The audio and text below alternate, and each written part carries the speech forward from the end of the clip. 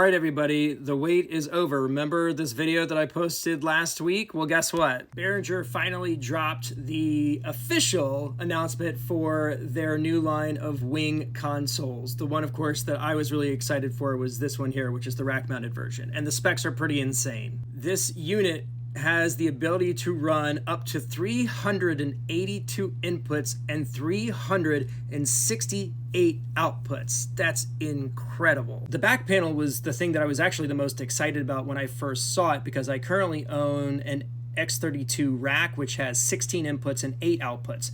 This one has 24 inputs, and they're combi jacks, which means that you don't necessarily have to convert them to an XLR in order to use them, which is cool. You've got these 8 analog outputs, but you also have 4 additional stereo outputs dedicated to in-ear monitors. Now, the issue that we've run into is that we've had to run all of our mixes mono because we didn't have enough outputs to run them in stereo. Now I have 4 dedicated ones, and I have all of this space up at the top to dedicate to things like center fills and all kinds of other options. Now, as far as that crazy channel count I mentioned earlier, that's because of all of these AES connections. It also has the Stage Connect option, which is a newer technology, and it's a really neat way of sending analog inputs and outputs over data connections, and will allow splitting up rigs into smaller racks way easier. Not to mention all of the built-in effects. It's got emulations of a bunch of really famous studio compressors and EQs. There's pitch correction built into it. So for people who sing terribly like I do, that's a huge win. And this 10-inch touchscreen, which I'm kind of ambivalent about. I don't think that's how we will use it very much.